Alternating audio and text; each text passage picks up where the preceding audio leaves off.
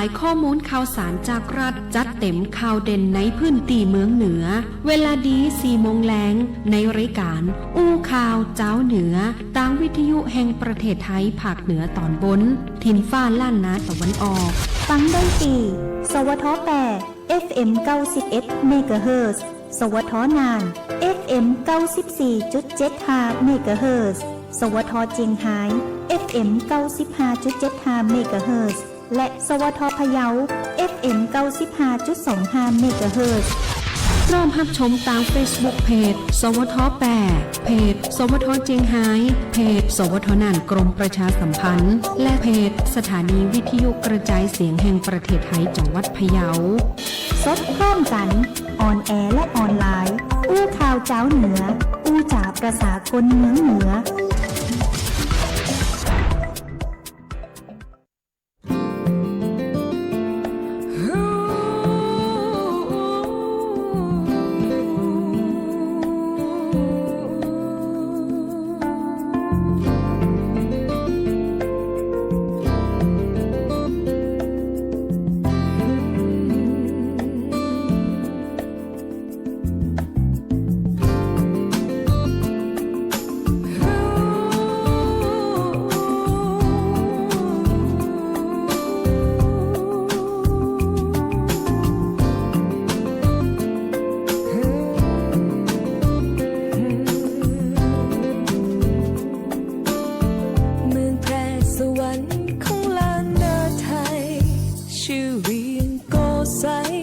ครั้งโบราณการก่อ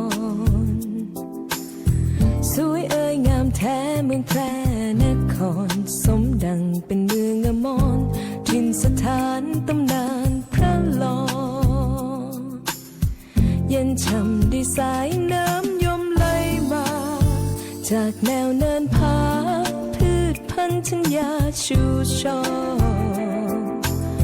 แสนเพลินซ่านซึ้งเพลงซึ่งเสียงสอเอื้องดอยเจ้างามละออแกว่งช่อใบไว้เอ็นเล่นลมก็ใสราตรีมีมนต์คลังคืนนั้นเราเคยนั่งชื่นเชยยอดชูคู่ชมหวานล้ำจำนันช่างเสกสรรถ้อยคำคารมปานประหนึ่งน้ำพึ่งผสมเท่าสายลมแสงเดือนชื่นใจยามจากไปแล้วไม่แคล้วคำหนึ่งด้วยความคิดถึงซาบซึ้งไม่มีลืมได้เหมือนดังต้องมนต์เข้าดลหรือไทยฝังจำติดตรึงหัวใจวิ่งโกไสฉันไม่เคยลืม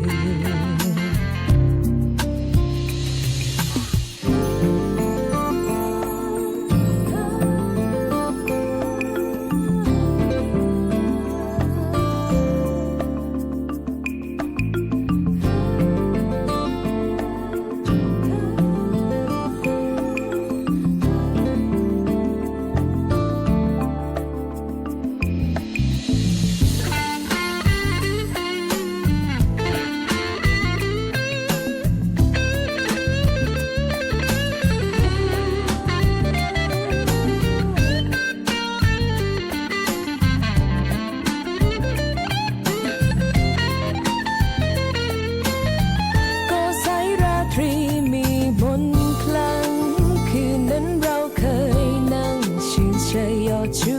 คู่ชมหวานล้ำจำนันช่างเสกสรรถ้อยคำคารมปานประหนึ่งน้ำพึ่งผสมเคล้าสายลมแสงเดือนชื่นใจยามจากไปแล้วไม่แคล้วคำหนึ่งด้วยความคิดถึงซาบซึ้งไม่มีลืมได้เหมือนดังต้องมนต์เข้าดลหรือไทยจำติดตรึงหัวใจเวียงโกไสฉันไม่เคยลืม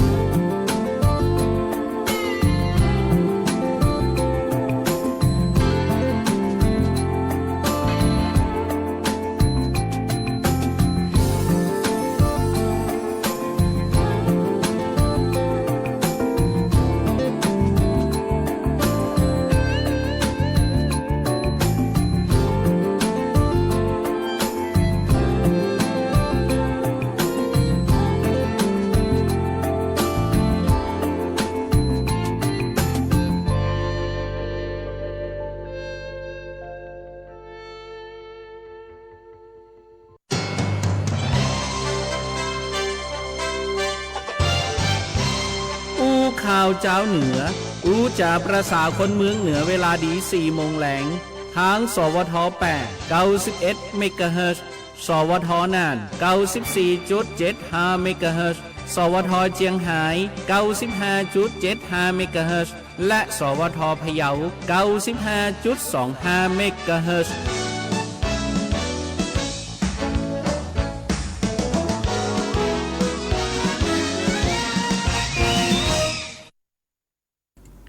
สวัสดีครับสวัสดีคุณผู้ฟังสวท8สวทน่านสวทเจียงไฮ้แล้วก็สวทพะเยาครับต้อนรับคุณผู้ฟังเข้าสู่เวลาดี4 โมงแลงมาป้ากับรายการอู้ข่าวเจ้าเหนือเหมือนเดิมนะครับในช่วงเวลานี้ 16:10 นาทีโดยประมาณอยู่ด้วยกันไปจนถึง 17:05 โมงแลงกับอู้ข่าวเจ้าเหนือครับมาป้ากับพี่น้องคุณผู้ฟังเป็นประจำทุกวันจันทร์ถึงวันศุกร์ตั้งสถานีวิทยุกระจายเสียงแห่งประเทศไทยทั้ง4 สถานี4 จังหวัดครับเจ้าแล้วก็วันนี้เราปะกันในวันพุธนะเจ้าวันพุธที่14 สิงหาคมพุทธศักราช 2567นะ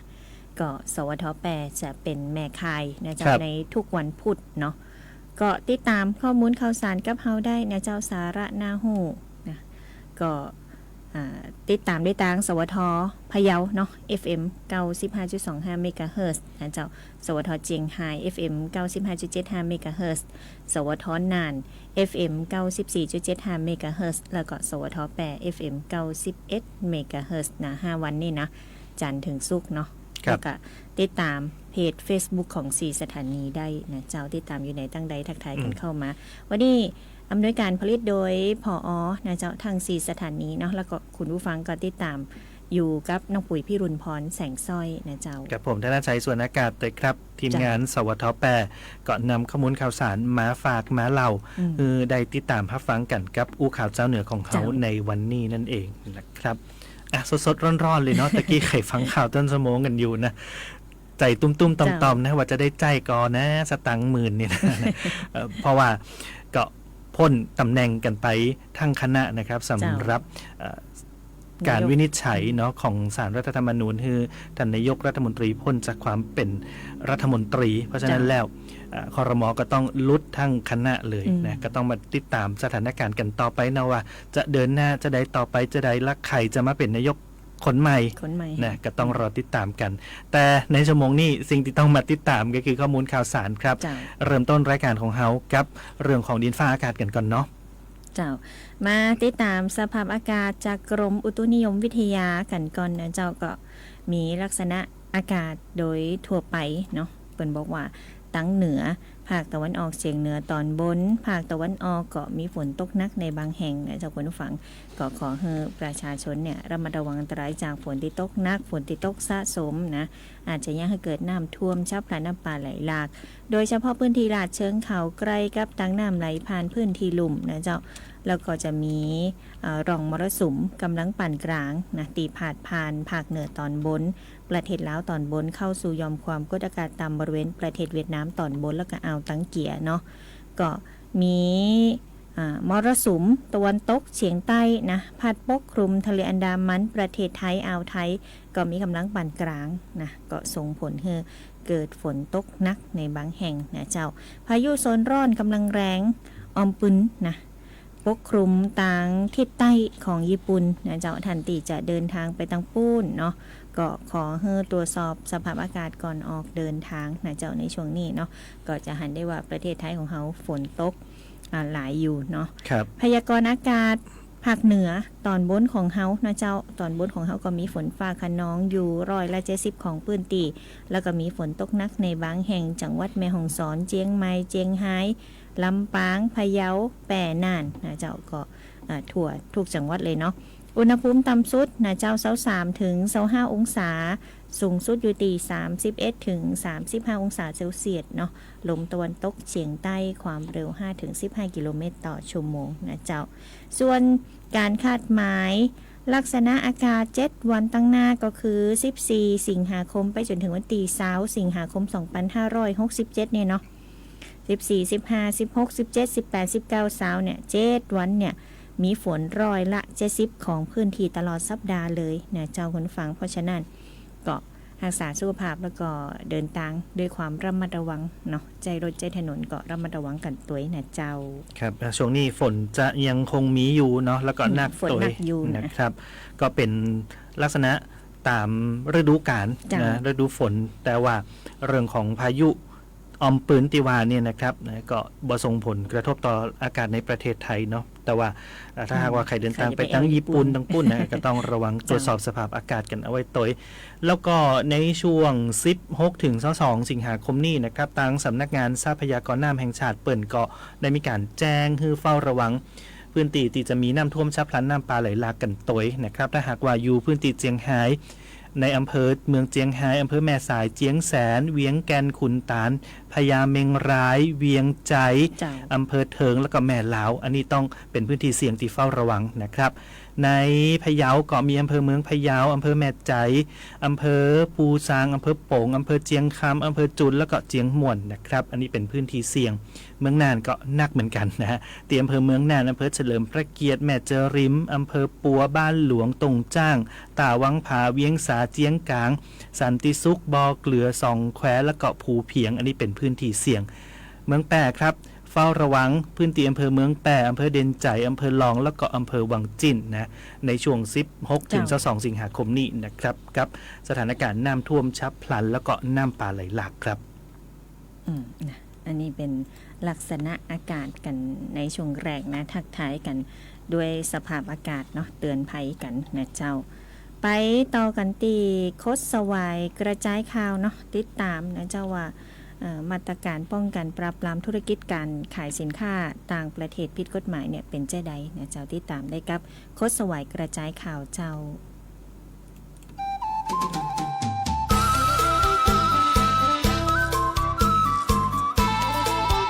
อู้ข่าวเจ้าเหนือช่วงโคดสวายกระจายข่าว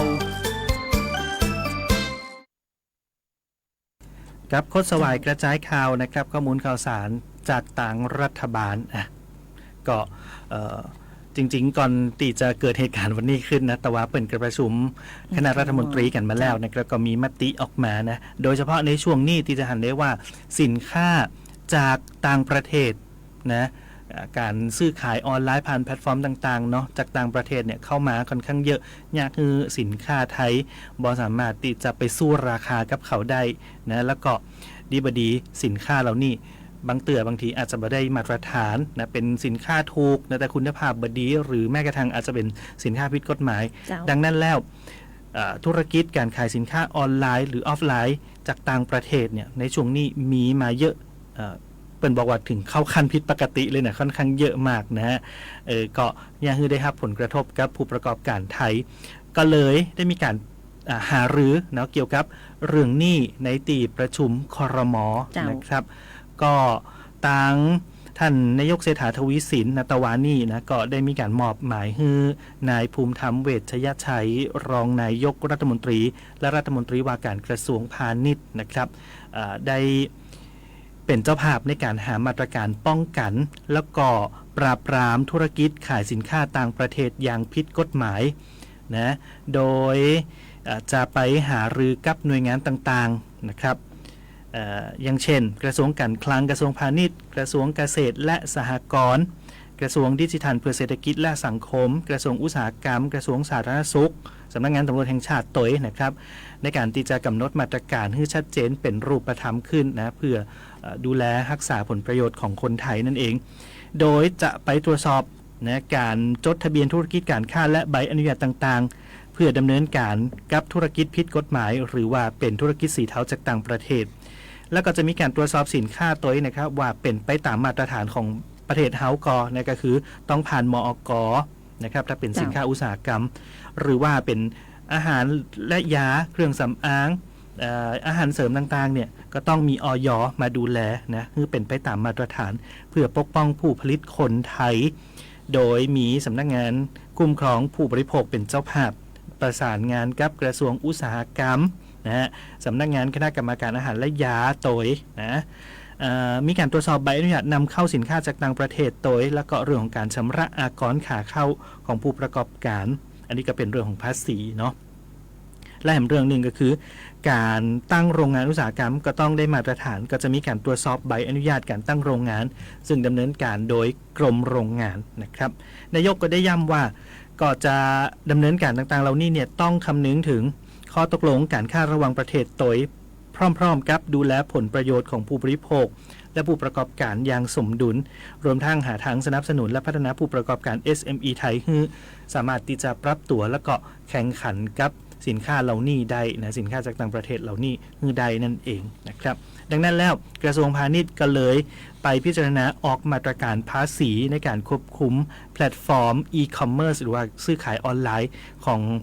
ธุรกิจข้ามชาติต่างๆเหล่านี้เพื่อป้องกันการนำเข้าสินค้าที่บ่มีคุณภาพหรือว่าเป็นอันตรายต่อผู้บริโภคก็พิจารณาการจัดเก็บภาษีให้เกิดความเป็นธรรมในการแข่งขันทั้งการค้านะครับเพิ่นก็จะไปกำหนดนโยบายการจัดเก็บภาษีที่เหมาะสมนะสำหรับการทำธุรกิจในแพลตฟอร์มออนไลน์หรือว่า e-commerce ข้ามชาตินะก็จะเนี่ยให้ธุรกิจเหล่านี้จะได้เสียภาษีอย่างถูกต้องเนาะเขาก็จะได้มีรายได้เข้าประเทศตัวนอกจากนี้แล้วกรมพัฒนาธุรกิจการค้าเปิ่นก็ได้ประกาศ9มาตรการในการส่งเสริมแล้วก็ติดอาวุธให้กับผู้ประกอบการไทยนะไปแข่งขันกับธุรกิจต่างชาติได้นะครับได้อย่างเข้มแข็ง9มาตรการนี้มีอย่างพองก็คือ1นะขยายช่องทางการตลาดผ่านออนไลน์โดยจะมีการจัดกิจกรรมส่งเสริมผู้ประกอบการได้มีการใช้ช่องทางออนไลน์เนี่ยในการขยายตลาดนะเปิ่นจะมีอย่างพองก็คือมีการส่งเสริมพัฒนาศักยภาพด้านอีคอมเมิร์ซให้กับผู้ประกอบการทั่วประเทศนะก็จะมีหลักสูตรฝึกอบรมต่างๆอย่างออกมามีการสร้างโอกาสทางการตลาดพาณิชย์อิเล็กทรอนิกส์ผ่านหลักสูตรชุมชนออนไลน์นวัตกรรมรักโลกนะครับแล้วก็สร้างความเชื่อมั่นน่าเชื่อถือให้กับร้านค้าออนไลน์ด้วยการจะมีเครื่องหมายรับรองผู้ประกอบธุรกิจพาณิชย์อิเล็กทรอนิกส์แล้วก็เครื่องหมายรับรองความน่าเชื่อถือออกมานะก็จะได้สร้างความเชื่อมั่นให้กับผู้บริโภคนั่นเองและนอกจากนี้ก็จะมีการสร้างความร่วมมือกับหน่วยงานพันธมิตรด้านพาณิชย์อิเล็กทรอนิกส์ต่างๆนะซึ่งต่างกรมพัฒนาธุรกิจการค้าเปิ่นก็จะดำเนินการเรื่องนี้แล้วมาตรการที่2ก็คือสร้างความเข้มแข็งให้ผู้ประกอบการ SME โดยนำผู้ประกอบการชุมชนไปออกงานแสดงและจำหน่ายสินค้าในห้างสรรพสินค้าต่างๆศูนย์การค้าต่างๆเนาะก็เพื่อเป็นการโปรโมทประชาสัมพันธ์สร้างการรับรู้ให้กับผู้บริโภคคนไทยว่ามีสินค้าของไทยเฮาเนี่ยที่มีคุณภาพนะสามารถที่จะสู้กับของต่างชาติได้นะครับมาตรการที่3ส่งเสริมภาพลักษณ์สินค้าชุมชนของไทยโดยเป็นการช่วยประชาสัมพันธ์ผลิตภัณฑ์สมุนไพรไทยส่งเสริมผลิตภัณฑ์ชุมชนให้เป็นที่รู้จักกับผู้บริโภคมาตรการที่4คือการหาพื้นที่จำหน่ายสินค้าฟรีหรือว่าราคาพิเศษให้กับผู้ประกอบการชุมชนและผู้ประกอบการรายย่อยบางทีเนี่ยพื้นที่การจำหน่ายหรือว่าตลาดเนี่ยก็ต้องจัดให้แต่ที่นี่เนี่ยมันก็จะมีค่าใช้จ่ายทางกรมพัฒนาธุรกิจการค้าก็จะเป็นหน่วยงานกลางเป็นตัวกลางตรงนี้ในการเจรจาหาพื้นที่ให้กับผู้ประกอบการนะไปตามตลาดนัดไปตามห้างสรรพสินค้าหรือว่าสถานีบริการน้ำมันนะคือได้เอาสินค้าชุมชนต่างๆเนี่ยไปขายได้นะก็ช่วยลดภาระให้ผู้ประกอบการซึ่งปัจจุบันนี้เป็นบอกว่ามีอยู่ถึง 19,000 ทำเลที่จะเปิดพื้นที่ให้จำหน่ายสินค้าได้นะครับมาตรการที่5เสริมสร้างองค์ความรู้ที่จำเป็นต่อการประกอบธุรกิจเพื่อเตรียมพร้อมรับมือกับทุกสถานการณ์ที่อาจจะเกิดขึ้นได้นะก็คือมันอย่างน้อยทำธุรกิจก็ต้องมีความรู้เนาะเปิ่นก็จะเสริมทักษะอย่างเช่นด้านการวิเคราะห์ข้อมูลเพื่อให้สามารถผลิตสินค้าได้ถูกใจผู้บริโภคนะการทำตลาดการทำแบรนดิ้งยกระดับธุรกิจเข้าสู่มาตรฐานสากลตัวนะครับมาตรการที่6ก็คือการส่งเสริมการเชื่อมโยงพันธมิตรทางธุรกิจนะพอมีพันธมิตรก็จะได้ช่วยเหลือเกื้อกูลกันส่งต่อความรู้หรือว่าส่งต่อลูกค้าให้กันได้นะครับแนะนำว่าให้ไปผู้ประกอบการรายนี้ก็จะมีการขายสินค้าต่อกันได้นะมาตรการที่7สร้างผู้ประกอบการรายใหม่เพื่อที่จะมีการสร้างงานสร้างอาชีพและก็เพิ่มรายได้ด้วยระบบแฟรนไชส์ที่ได้มาตรฐานนะฮะมาตรการที่8เสริมศักยภาพร้านค้าโชว์หวยด้วยเทคโนโลยี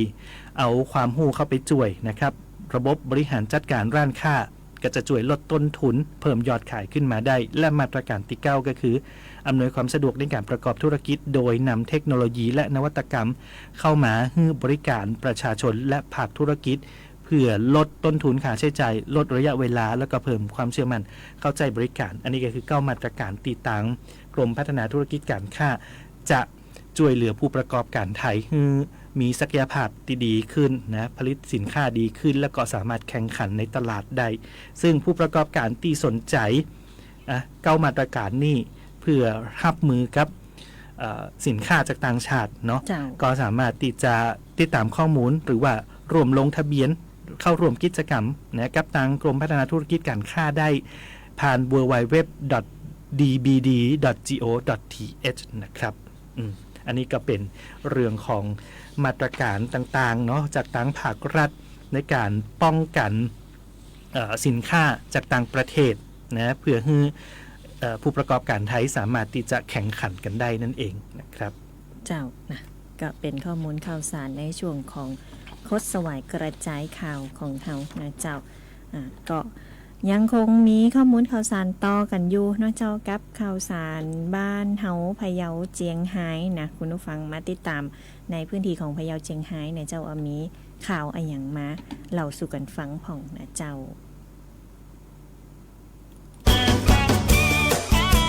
ผู้ข่าวเจ้าเหนือช่วงข่าวสารบ้านเฮาพะเยาเจียงไฮ้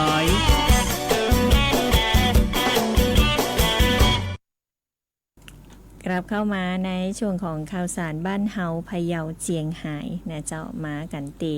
จังหวัดเจียงไฮ้ก่อนนะเจ้าเจียงไฮ้เนาะวันนี้นะเจ้าก็มี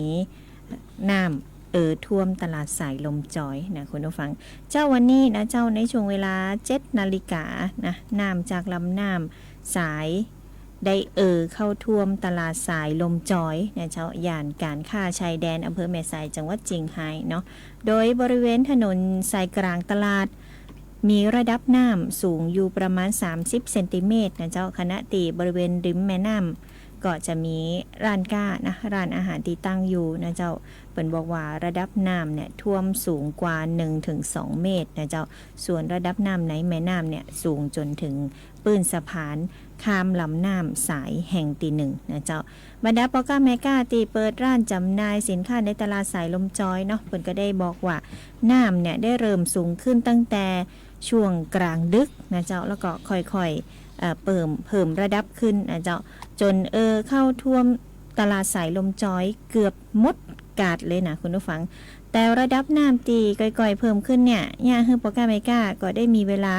ขนขอบขนครัวนะเจ้าขึ้นสู่ตีสูงอยู่เนาะก็ย่าฮือบ่ได้รับความเสียหายมากนักนะเจ้าแล้วก็ส่วนหนึ่งก็ได้ปฏิบัติตามคำแนะนำของเจ้าหน้าที่ตัวนะเจ้านอกจากนี้เนาะน้ำในลำน้ำสายเนี่ยยังได้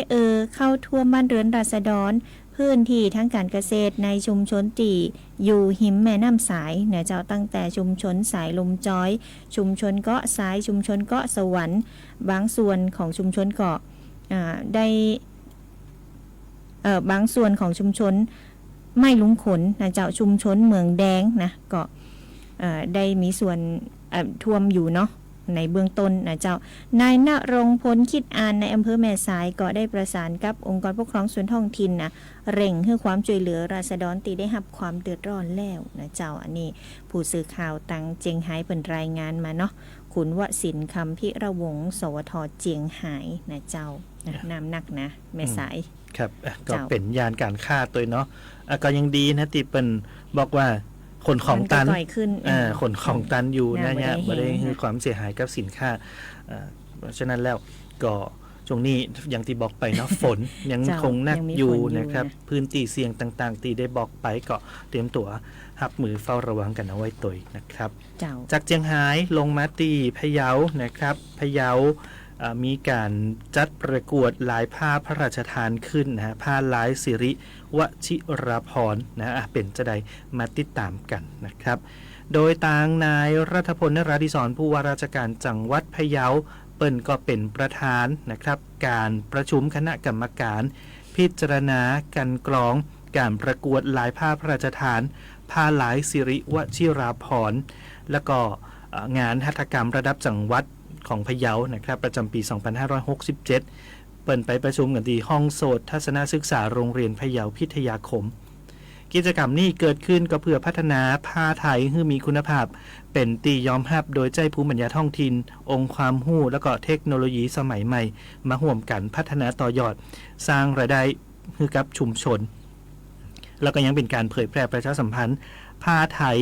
และงานหัตถกรรมในแต่ละประเภทของจังหวัดพะเยาให้เป็นตีหู้จักแพร่หลายตัวนะครับกลุ่มเป้าหมายของงานนี้ก็คือ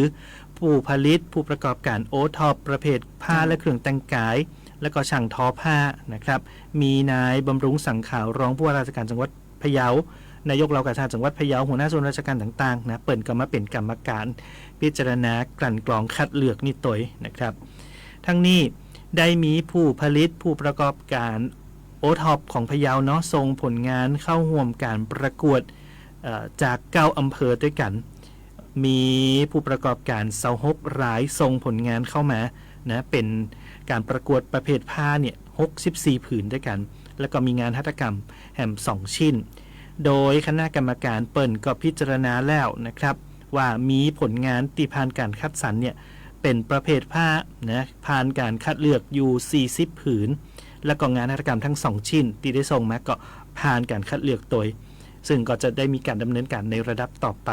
สำหรับผลงานประเภทผ้าที่ไม่ได้ผ่านการคัดเลือกแฮม24ผืนเนาะเปิ่นก็ได้มีการส่งคืนให้กับผู้ประกอบการเพื่อนำไปปรับปรุงแก้ไขต่อไปเพื่อข้างหน้ามีการประกวดแถมก็จะได้มีการพัฒนาแล้วก็นำมาส่งประกวดต่อไปนั่นเองนะครับอันนี้ก็เป็นกิจกรรมจากจังหวัดพะเยาขอบคุณผู้สื่อข่าวคุณประมวลอุปกิจจากสวท.พะเยาครับเจ้าเป็นข้อมูลข่าวสารบ้านเฮาพะเยาเจียงไฮ้นะเจ้าก็พากันก้ำนะคุณผู้ฟังแล้วเดี๋ยวช่วงหน้าเนาะบอดีไปไหนเตือนนะเจ้าติดตามกันได้ในช่วงตีเหลือของเฮานะเจ้าข่าวสารบ้านเฮาเจ้าแปรนานเจ้า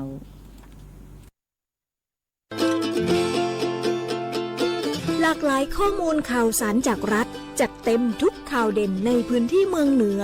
เวลาดี 4 โมงเย็นในรายการอู้ข่าวเจ้าเหนือทางวิทยุถิ่นฟ้าล้านนา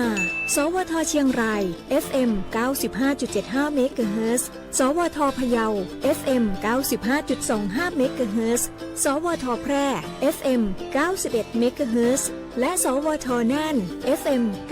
94.75 เมกะเฮิรตซ์พร้อมรับชมทาง Facebook Page สวท.แพร่สวท.น่านกรมประชาสัมพันธ์สวท.เชียงรายและสถานีวิทยุกระจายเสียงแห่งประเทศไทยจังหวัดพะเยา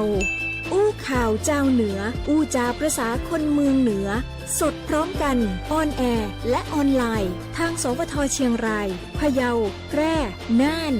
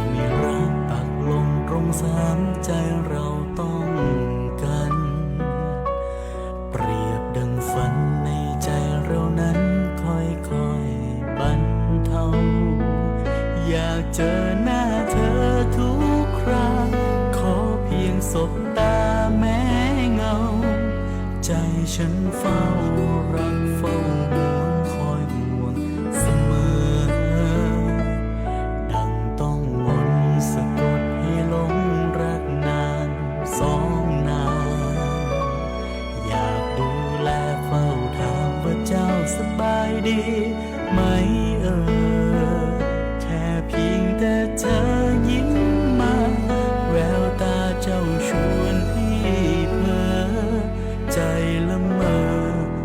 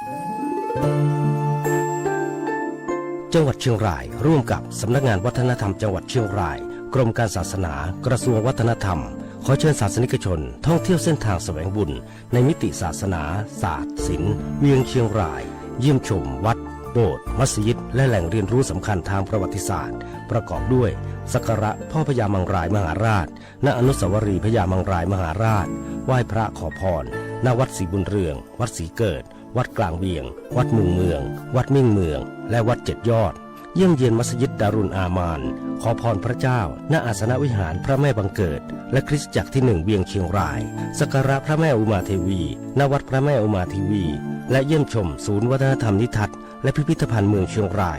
750ปีณลานธรรมลานศิลป์สอบถามข้อมูลเพิ่มเติมได้ที่โทรศัพท์053 150 169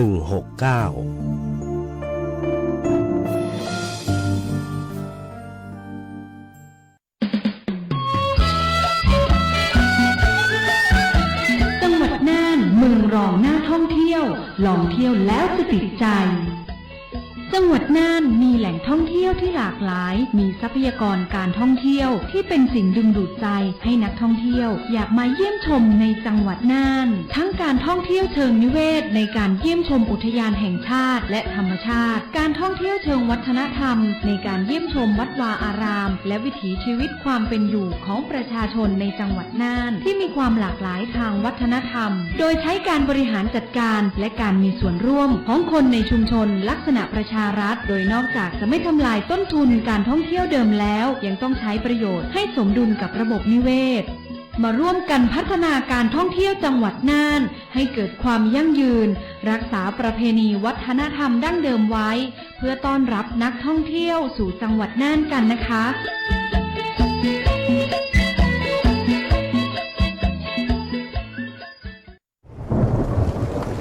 เที่ยวสนุกทุกฤดูมาสัมผัสธรรมชาติบ่อน้ำร้อนแม่จอกอุทยานแห่งชาติดอยผากลองเที่ยวสวนป่าสักล่องแก่งเที่ยวป่าชมหมอกยามเช้าชมดาวยามค่ำสัมผัสวัฒนธรรมท้องถิ่นชิมขนมจีนน้ำย้อยเที่ยวชมเมืองเก่าไหว้สาพระธาตุ 1,000 ปีครบทุกความสุขที่เมืองแพร่แล้วคุณจะต้องร้องว้าวจังหวัดพะเยากลุ่มจังหวัดภาคเหนือตอนบน2ขอเชิญร่วมงานมหกรรมดนตรีท้องถิ่นล้านนาจังหวัดพะเยาคีตศิลป์ถิ่นพะเยาลำนำแห่งขุนเขาและสายน้ำอิงพบกับการแสดงดนตรีพื้นเมืองการเสวนาการจำหน่ายผลิตภัณฑ์ทางวัฒนธรรมการแข่งขันการตีกลองกูจานและกลองสะบัดชัยชิงรางวัลรวมกว่า 100,000 บาทลือลั่นสนั่นเมือง21 สิงหาคม 2567ณเมโครพะเยาอำเภอเมืองพะเยารังสรรค์โดยสำนักงานวัฒนธรรมจังหวัดพะเยาอู้ข่าวเจ้าเหนือช่วงข่าวสารบ้านเฮาเจ้าแป่นามกลับเข้ามาข่าวสารบ้านเฮาเจ้าแป่นานนะเจ้ารับฟังผลงานเพลงเมืองแป่มวนๆแล้วก็สปอตที่น่าสนใจไปแล้วนะเจ้าก็มาติดตามข้อมูลข่าวสารกันนะมากันตีเมืองน่านนะเจ้าเมืองน่านวันนี้เนาะอบจ.น่านเปิ่นจัดมหกรรมแผนไทยการแพทย์ทางเลือกนะเจ้าของจังหวัดน่านปีที่2เนาะน่านเฮอร์เบอร์เอ็กซ์โป2024นะคุณผู้ฟังก็ตีห้องประชุมแกลนบอลรูมโรงแรมเทวราชอำเภอเมืองน่านจังหวัดน่านนะนายนพรัตน์ถาวงศ์นายกองค์การบริหารส่วนจังหวัดน่านนะก็เป็นประธานเปิดกิจกรรมแล้วก็บรรยายในเจ้าทิศทางนโยบายของการขับเคลื่อนการแพทย์แผนไทยในท้องถิ่นของจังหวัดน่านนะเจ้าในเวทีเสวนานิทรรศการด้านการแพทย์แผนไทยการแพทย์ทางเลือกระดับจังหวัดน่านนะน่านเฮอร์เบอร์เอ็กซ์โป2024นี่นะก็เป็นมหกรรมแพทย์แผนไทยการแพทย์ทางเลือกของจังหวัดน่านนะเจ้าเข้าสู่ปีที่2แล้วเนาะก็เป็นบอกว่าฮู้จักชอบใช่นะเจ้าสร้างรายได้สู่ชุมชนนะเจ้าก็เป็นการจัดขึ้นนะโดยองค์การบริหารส่วนจังหวัดน่านนะเจ้าภายใต้โครงการส่งเสริมสุขภาพแล้วก็การแพทย์แผนไทยการแพทย์ทางเลือกปีงบประมาณ 2567 นะเพื่อที่จะให้กลุ่มเป้าหมายได้รับความรู้เพิ่มเติมเกี่ยวกับการแพทย์ทางเลือกการแพทย์แผนไทยนะเจ้านำไปใช้ การปรับเปลี่ยนพฤติกรรมนะการดูแลสุขภาพประจำวันนะวิถีชีวิตประจำวันแล้วก็เป็นการพัฒนารูปแบบของการจัดบริการการแพทย์แผนไทยการแพทย์ทางเลือกส่งเสริมเรื่องของการใจสมุนไพรเพื่อสุขภาพเพื่อเศรษฐกิจเจ้าสถานีอนามัยเฉลิมพระเกียรติ60พรรษานวมินทราชินีโรงพยาบาลส่งเสริมสุขภาพตำบลนะก็จะมีกลุ่มเป้าหมายก็คือสหวิชาชีพนะภูมิในการโรงพยาบาลส่งเสริมสุขภาพตำบลพยาบาลวิชาชีพนักวิชาการสาธารณสุขนะนักแพทย์แผนไทยผู้ช่วยแพทย์แผนไทยทุกสังกัดในพื้นที่จังหวัดน่านนะวันนี้เป็นเข้าห่วมเสวนากันนะเจ้าก็มีการบรรยายเรื่องการขับเคลื่อนสมุนไพรเพื่อการดูแลตัวเองแล้วก็ส่งเสริมเศรษฐกิจนะเจ้าภายใต้นโยบายแผนพัฒนาสุขภาพ10ประเด็นการบรรยายโครงการศูนย์วรรณเกษตรปรึกษาเภสัชนะเจ้าจากมหาวิทยาลัยเทคโนโลยีราชมงคลล้านนาน่านนะพร้อมกับมีเวทีเสวนาบทบาทภารกิจของภาคีเครือข่ายในเจ้าสนับสนุนการขับเคลื่อนน่านเมืองสมุนไพรกับการแลกเปลี่ยนเฮียนหู้การพัฒนายกระดับศักยภาพสมุนไพรในเจ้าท้องถิ่นเนาะสู่ผลิตภัณฑ์ที่สอดคล้องกับการตลาดนะเจ้าแล้วก็การจัดนิทรรศการพืชยาโดยกลุ่มภาคีเครือข่ายสนับสนุนการขับเคลื่อนน่านเมืองสมุนไพรนะเจ้านะเป็นมหกรรมตีเปิดจัดขึ้นมาเป็นปีที่2แล้วนะเจ้าการแพทย์แผนไทยการแพทย์ทางเลือกเนาะก็เน้นในเรื่องของการใจสมุนไพรเป็นหลักนะเจ้าก็ขอบคุณผู้สื่อข่าวนะคุณจักรพันธ์จันทร์เพ็ญโรดทีมข่าวสวทน่านเจ้าตีส่งข้อมูลข่าวสารมาให้ประชาสัมพันธ์เนาะครับก็เป็นแหมแนวทางหนึ่งเนาะเป็นถึงห้องว่าเป็นแพทย์ทางเลือกนะครับในการที่จะเลือกรักษาพยาบาลนะโรคภัยไข้เจ็บต่างๆโดยการใจแพทย์แผนไทยและก็สมุนไพรนั่นเองครับเข้ามาที่ข่าวของเมืองแปรนะครับเมืองแปรแต่ว่าเมืองแปรเอาขัวไปขายที่กรุงเทพปุ่นนะนะฮะก็เป็นสินค้าโอท็อปของเมืองแปรนะครับเปิ่นก็ได้ไปห่วมขายของในงานศิลปาชีพประทีปไทยโอท็อปหลอมดวงใจด้วยพระบารมีนะครับก็สร้างรายได้ให้กับผู้ประกอบการก็เยอะอยู่นะฮะโดยทางด้านท่านพัฒนาการจังหวัดแปรนะครับนายวิรการบุญตันบรรบอกว่าสำนักงานพัฒนาชุมชนจังหวัดแปรเนี่ยก็ได้มีการนำผู้ประกอบการโอท็อปจังหวัดแปรนะครับมีถึง3ดาว5 4ดาว5ดาวนะฮะศิลปินโอท็อปออนไลน์นะแล้วก็สินค้าจากกองทุนพัฒนาบทบาทสตรีและกระทรวงพาณิชย์เปิ้นเอาไปจำหน่าย40บูธด้วยกันนะในงานศิลปาชีพประทีปไทยโอท็อปหลอมดวงใจด้วยพระบารมีเปิ่นจัดขึ้นภายใต้แนวคิด World Craft and Creative Wisdom เนี่ยนะจื่อภาษาไทยเปิ่นบอกว่าหัตถศิลป์สร้างสรรค์วัฒนธรรมห่วมสมัยสืบสานอัตลักษณ์ผ้าทอไทยจากภูมิปัญญาสู่สากลนะก็จะผลักดันให้ไปสู่ระดับโลกนั่นเองงานนี้จัดขึ้นระหว่างวันที่10ถึง18สิงหาคม2567ที่อาคาร Challenger 1 ถึง 3นะครับศูนย์แสดงสินค้าและประชุม Impact เมืองทองธานีอำเภอปากเกร็ดจังหวัดนนทบุรีในช่วงที่ผ่านมานะเปิดงานเมื่อวันที่10เนาะมันก็ขับเกี่ยวช่วงวันหยุดยาววันแม่แห่งชาติพอดีนะเปิ่นบอกว่าคนไปเข้าแอลชมงานไปซื้อครัวเนี่ยสินค้าเมืองแปรมีคนไปอุดหนุนก็เยอะอยู่เนาะก็แย่คือผู้ประกอบการได้มีช่องทางการตลาดที่เพิ่มขึ้นมีรายได้เพิ่มขึ้นแล้วก็ยังจะได้เรียนรู้การพัฒนาผลิตภัณฑ์โอท็อปเพื่อตอบสนองความต้องการของตลาดของลูกค้าได้ตวยนะครับจากการจำหน่ายสินค้าโอท็อปของจังหวัดแปรในช่วงวันหยุดยาว3วันเนี่ยสามารถสร้างรายได้ให้กับผู้ประกอบการไปแล้ว2ล้านกว่าบาทนะ2,44,900 บาทซึ่งสินค้าที่ได้รับความสนใจจากพี่น้องประชาชนนักที่สุดก็คือพวกผ้านะผลิตภัณฑ์ผ้าเครื่องแต่งกายนะเมืองแปรก็มีผ้าตีนจกเอาไปขายตัวนะครับรวมไปถึงผ้าสำเร็จรูปเป็นบอกว่าขายได้ตอนเนี้ย700,000แล้วนะครับแล้วก็รองลงมาคือประพวกของใจของที่ระลึกแล้วก็ประเภทอาหารนะครับมาถึงวันนี้วันที่14นี่ก็ผ่านมาจะ5วันแล้วจะหมด5วันแล้วก็รอดูนะว่าจะขายได้แหมต่อใดนะครับนะมันมีไปจนถึงวันที่18ปุ่นนะ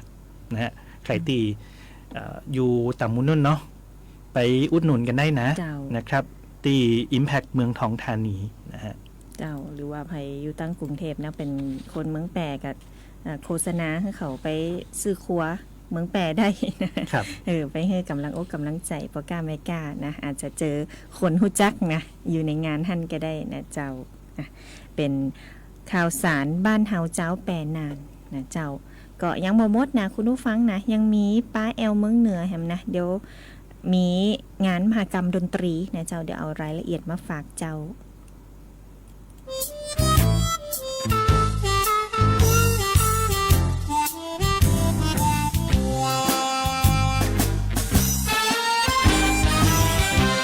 อู้ข่าวเจ้าเหนือช่วงป้าแอลเมืองเหนือ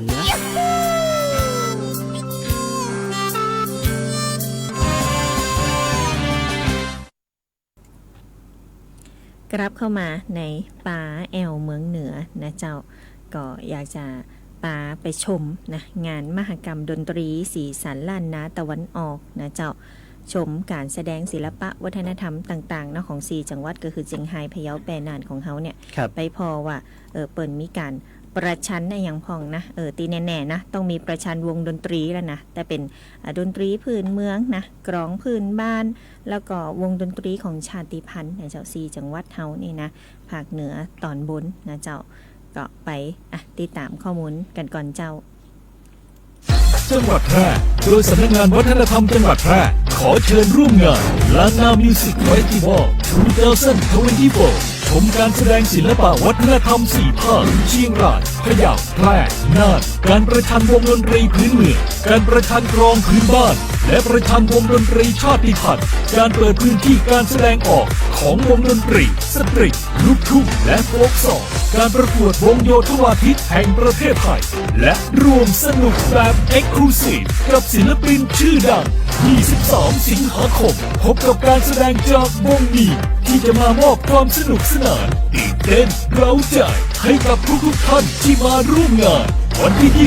24 สิงหาคมพบกับการแสดงของวงวันแอนด์ดรอปขวัญใจของเยาวชนหลายๆคนและร่วมลุ้นกับการประกวดวงโยธวาทิตแห่งประเทศไทยเขาจะสตรีทพาเรดแอนด์มาร์ชิ่งอาร์ตชิงถ้วยนายกรัฐมนตรีและวันที่ 25 สิงหาคมพบกับไรอันกาดบัณฑิตแชมป์ไม้ปลดหนี้200 สมัยศิลปินที่มีงานแน่นที่สุดในตอนนี้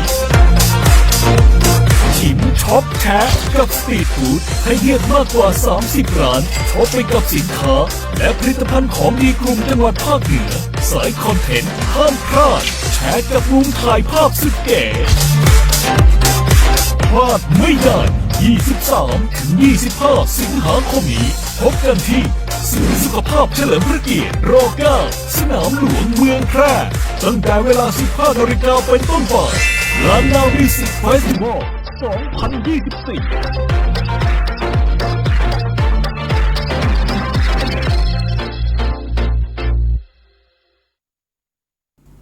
กับงานมหกรรมดนตรีสีสันล้านนาตะวันออกนะครับล้านนามิวสิกเฟสติวัล2024ตีเมืองแปรแต่ว่าบัดใจเฉพาะของเมืองแปรต่ออันนะครับเพราะว่างานนี้จัดรวมกันเลยล้านนาตะวันออกก็คือ4จังหวัดของเฮานี่เองนะครับตะกี้ฟังสปอตก่อนหน้านี้มีงานก็นี่มหกรรมดนตรีพะเยาจัดไปก่อนนะหลังจากนั้นทัดมากามาเมืองแปรได้นะครับกับ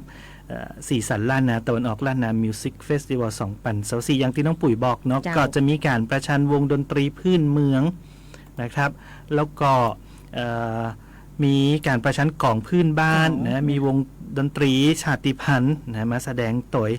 แล้วก็นอกจากนี้ก็ยังเป็นดนตรีลูกทุ่งนะสตริงโฟล์คซองต่างๆนะก็มีให้ได้ติดตามรับชมกันตัวนะครับและที่สำคัญก็จะมีการประกวดวงโยธวาทิตแห่งประเทศไทยกันตัวนะครับใครชื่นชอบเนาะ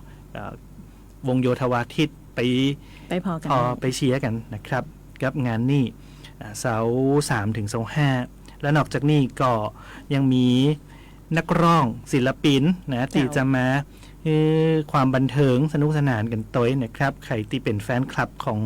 ศิลปินนะกลับมาพอกันได้ฟรีนะบ่เสียสตังค์23 สิงหาคมนะของวงมีนนะใครรู้จักวงมีนมาพอกันได้24 สิงหาคม วง Wow and Dove นะเป็นวงดนตรีวัยรุ่นนะน้องๆวัยรุ่นนี่ก็อาจจะรู้จักกันนะเอาวงรู้จักเจ้าเขานี่บ่ตันเตือนเนาะก็มาดูคอนเสิร์ตกันเนาะแล้ววันที่24เนี่ยเป็นวันประกวดวงโยธวาทิตโตยนะครับCulture Street Parade and Marching Art นะครับวงโยธวาทิตแห่งประเทศไทยจริงถ้วยรางวัลจากนายกรัฐมนตรีวันที่25นะมีคอนเสิร์ตจากน้องไรอันการบัณฑิตนะแช่มไหมมดนี่200สมัยไข่พอกันพองนะเจ้าตอนเป็นวาวาตอนนี้งานแน่นที่สุดแล้วนะครับก็รวมไปถึงงานที่จะมานี่ตัวนะครับ200สมัยกันเนาะก็เป็นโอกาสเนาะที่จะได้มาย่ำมาพอกันก็เชิญได้เลยแล้วก็ยังมีการชิมชอบแชะมุมถ่ายรูปต่างๆมีสตรีทฟู้ดเลือกกินเลือกหาเลือกซื้อของกันตัวนะครับมาตีส่วนสุขภาพเฉลิมพระเกียรติร.9นะครับหรือว่าเป็นห้องสนามหลวงเมืองแปรนั่นเองนะครับก็เชิญได้3-25 สิงหาคมนี้ 15 นาฬิกาหรือว่าบ่าย 3 โมงเป็นต้นไปครับเจ้าก็ไปแอลกันได้นะเจ้าโดยสำนักงานวัฒนธรรมจังหวัดแปรแล้วก็จังหวัดแปรของเขาก็เชิญจวนปีน้องนะถึง4จังหวัดนะเจ้าเจียงไฮ้พะเยาแปรน่านเนาะมาชมมาเชียร์มาแอลกันได้นะเจ้าจริงๆมันบอกกับใจแค่ของเมืองแปรอย่างเดียวอย่างที่พอบอกไปกิจกรรมนี้เป็นกิจกรรมรวมของกลุ่มจังหวัดนะกลุ่มจังหวัดภาคเหนือตอนบน2ของเขาเจียงไฮ้พะเยาแปรน่านเพราะฉะนั้นแล้วฟังกันอยู่ตอนนี้เนาะก็จะมีนักดนตรีเนี่ยจาก4จังหวัดมาห่วมกันโตยเพราะฉะนั้นโตยมาพอโตยมาย่ำกันได้นะครับเจ้ามีตึงวงดนตรีพื้นบ้านของพื้นบ้านนะแล้วก็วงดนตรีของชาติพันธุ์นะเจ้าเอามาแอลกันได้เนอวันที่อย่างก็นี่23ถึง25สิงหาคมนะเจ้ามาแอลกันได้เนอส่วนสุขภาพเฉลิมพระเกียรติ9นะวงเวียนน้ำปุหันเนาะครับเจ้าเป็นข้อมูลข่าวสารเมืองแปรของเฮาเนี่ยเจ้าก็วันผูกส่งต่อไปที่สวทพะเยาเนี่ยเจ้าไปปะกับปีนันชาตินะสวทพะเยาเหล่าข่าวนะเจ้าวันนี้เฮา2คนต้องนำรายการอู้ข่าวเจ้าเหนือนะลาคุณผู้ฟังไปก่อนนะเจ้าสวัสดีเจ้าสวัสดีครับ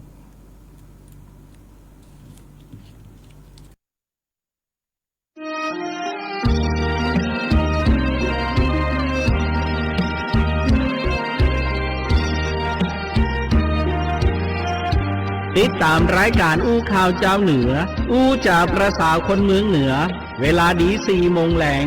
ทางสวท8 91 เมกะเฮิรตซ์สวทน่าน 94.75 เมกะเฮิรตซ์